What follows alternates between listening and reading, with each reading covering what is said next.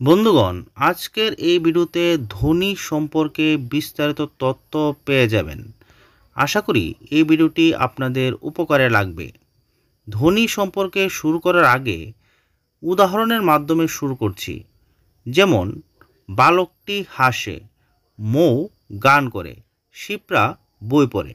এই তিনটি বাক্যে কতগুলি শব্দের সমন্বয়ে গঠিত। প্রতিটি শব্দের মধ্যেই আবার রয়েছে কতগুলি ধ্বনি। যেমন, বালক শব্দটির মধ্যে ব, আ, ল, অ, ক, অ এই 6টি ধ্বনি রয়েছে। প্রতিটি শব্দই কিছু ধ্বনি গুচ্ছের সমষ্টি, অর্থাৎ আমাদের মুখ থেকে বের হওয়া ছোট ছোট আওয়াজগুলি মিলে শব্দ সৃষ্টি হয়, আর এই আওয়াজগুলিকেই বলে ধ্বনি। এখন জেনে নেওয়া যাক ধ্বনি কিভাবে সৃষ্টি হয়। আমাদের কথা বলার সময় শ্বাসবায়ু ফুসফুস থেকে কণ্ঠ, তালু, জিহ্বা, দন্ত, ওষ্ঠ, মূর্ধা, নাসিকা ইত্যাদির সাহায্যে বের হয়। এর ফলে সৃষ্টি হয় ধ্বনি। কণ্ঠ, তালু, জিহ্বা, দন্ত, ওষ্ঠ, মূর্ধা, নাসিকা ইত্যাদি শরীরের যন্ত্রের সাহায্যে মুখে বাক বা কথা ফুটে ওঠে বলে এগুলিকে বাকযন্ত্র বলে। সুতরাং আমরা বলতেই পারি বাকযন্ত্রের সাহায্যে উচ্চারিত আওয়াজই হলো ধ্বনি। শব্দকে বিশ্লেষণ করলে বা ভাঙলে আরও আমরা পরিষ্কার হয়ে যাব। ধ্বনি সম্পর্কে সঠিক ধারণাটা পেতে গেলে একটি শব্দ আমরা নিচ্ছি এবং তাকে বিশ্লেষণের মাধ্যমে আমরা আরও বিশ্লেষণ করে পরিষ্কার হওয়ার চেষ্টা করছি কিভাবে ধ্বনি শব্দের মধ্যে লুকিয়ে রয়েছে। যেমন, মৃগয়া এবং রবি শব্দকে ভাঙলে যথাক্রমে 6টি এবং 4টি ধ্বনি পাওয়া যায়। যেমন, মৃগয়া শব্দটির মধ্যে রয়েছে ম, রসরি, গ, অ, অন্ত্যেষ্টিয় এবং আ। রবির মধ্যে রয়েছে র, অ, ব, ই।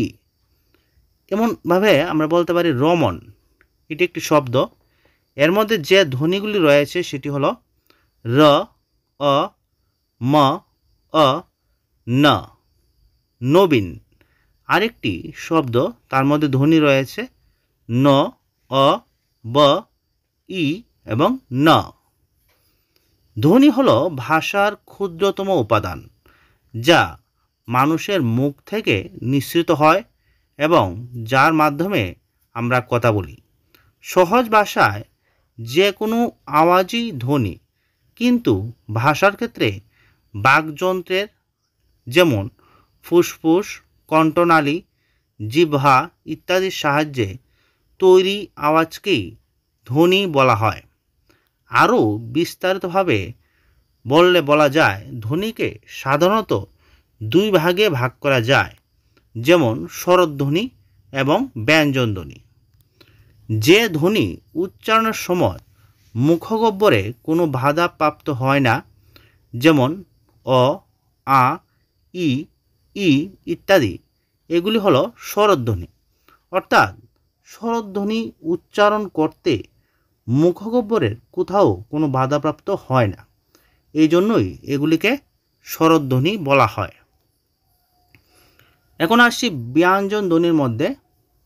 যে ধ্বনি উচ্চারণের সময় মুখগহ্বরে বাতাস চলাচলকালে বাধাপ্রাপ্ত হয়, যেমন ক, খ, গ, ঘ ইত্যাদি, এই জন্য এগুলিকে বলা হয় ব্যঞ্জন ধ্বনি। ধ্বনি ভাষার ক্ষুদ্রতম উপাদান হলেও বর্ণ হলো সেই ধ্বনির লিখিত রূপ। যেমন, অ একটি ধ্বনি এবং অ বর্ণ হলো তার লিখিত রূপ। স্বরধ্বনি হলো সেই সব ধ্বনি যা উচ্চারণের সময় মুখের কোথাও বাধা পায় না।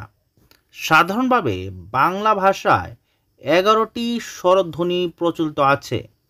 এদের মধ্যে কিছু মৌলিক স্বরধ্বনি, আবার কিছু যৌগিক স্বরধ্বনি। বাংলা ভাষায় স্বরধ্বনির সংখ্যা একটু দেখে নেওয়া যাক। মৌলিক স্বরধ্বনি রয়েছে 7টি। এগুলি হলো অ, আ ই হ্রস্ব এ ও এ। যৌগিক স্বরধ্বনি বাংলা বর্ণমালায় যৌগিক স্বরধ্বনি রয়েছে দুটি, এগুলি হলো ও এবং ও। স্বরবর্ণ বাংলা লিপিতে স্বরবর্ণের সংখ্যা 11টি রয়েছে বর্তমানে। স্বরবর্ণের প্রকারভেদগুলি হলো অনেকটা এই রকম। পূর্ণ স্বরবর্ণ রয়েছে, এগুলি হলো অ, আ, হ্রস্বই দীর্ঘই, উ, হ্রস্ব দীর্ঘ, এ, ও, হ্রস্বই। অর্ধস্বর রয়েছে হ্রস্বই, হ্রস্ব, এ, ও। এগুলো কিছু ক্ষেত্রে অর্ধস্বর হিসেবে উচ্চারিত হয়। হর্ষস্বর অ, হ্রস্বই, হ্রস্ব, হ্রস্বই। দীর্ঘস্বর আ, দীর্ঘই, দীর্ঘ, এ, ও।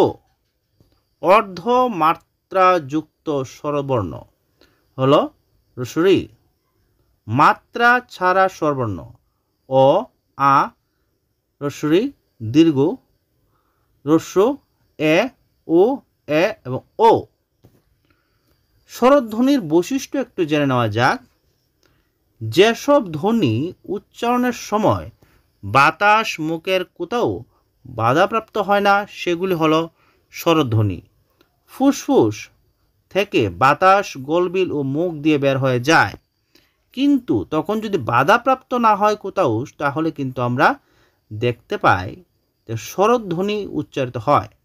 ব্যঞ্জন ধ্বনি হলো সেই ধ্বনি যা উচ্চারণের সময় ফুসফুস থেকে নির্গত বাতাস মুখ থেকে বের হওয়ার সময় বাধা পায়, ঘর্ষণ অনুভব করে বা সংকুচিত হয়। সহজ কথায় স্বরধ্বনি ছাড়া বাকি সবই হলো ব্যঞ্জন ধ্বনি। যেমন উদাহরণ হিসেবে বলা যায় ক, খ, গ, প, ত ইত্যাদি বর্ণগুলো হলো ব্যঞ্জন ধ্বনি। ব্যঞ্জন ধ্বনিকে আমরা যেভাবে জানতে পারি সেটা একটু আলোচনা করা যাক। যেসব ধ্বনি উচ্চারণের সময় ফুসফুস থেকে নির্গত বাতাস মুখ দিয়ে বের হওয়ার সময় পুরোপুরি বা আংশিক বাধা পায়, ঘর্ষণ অনুভব করে বা সংকুচিত হয়, সেগুলি হলো ব্যঞ্জন ধ্বনি। যেমন ক, খ, গ, চ, ছ ইত্যাদি। এগুলো স্বরধ্বনির সাহায্য ছাড়া উচ্চারিত হতে পারে না। বাংলা ভাষায় মোট 39টি ব্যঞ্জন ধ্বনি আছে, কিন্তু এই সব বর্ণের নিজস্ব উচ্চারণ নেই। সেগুলিকে অন্য বর্ণের সাহায্য নিয়ে উচ্চারণ করতে হয়। ব্যঞ্জন ধ্বনি হলো সেই সব ধ্বনি যা উচ্চারণের সময় মুখের ভেতর বাতাস চলাচলে বাধা পায়। বাংলা ভাষায় ব্যঞ্জন বর্ণের সংখ্যা 39টি হলো ব্যঞ্জন ধ্বনি হলো শুধুমাত্র 30টি। নিচে এদের তালিকা দেওয়া হলো।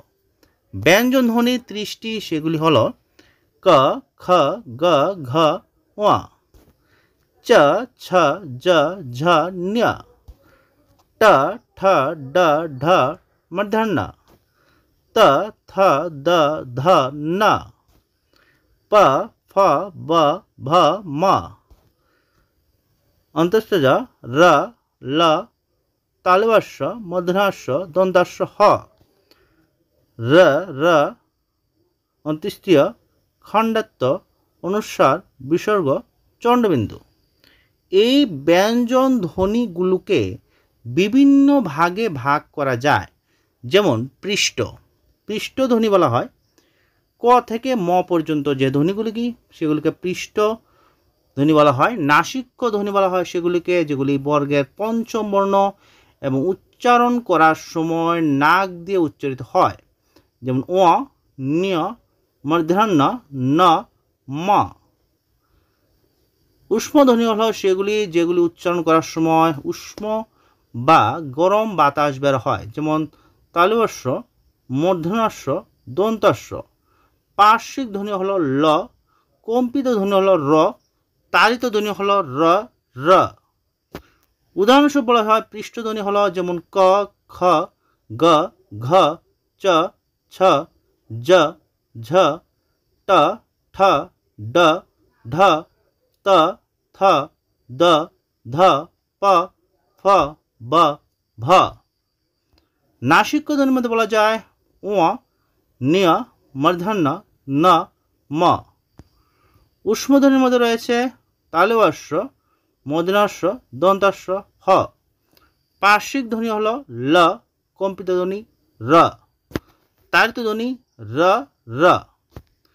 এভাবে আজকে আমরা ভিডিওর মধ্যে ধ্বনি সম্পর্কে প্রাথমিক একটি ধারণা আপনাদের সামনে তুলে ধরার চেষ্টা করেছি। পরবর্তী ভিডিওতে ধ্বনির আরও বিস্তারিত তথ্য আপনারা পেয়ে যাবেন। ভিডিওটি ভালো লাগলে লাইক এবং চ্যানেল নতুন হলে সাবস্ক্রাইব করতে ভুলবেন না। ধন্যবাদ সবাইকে।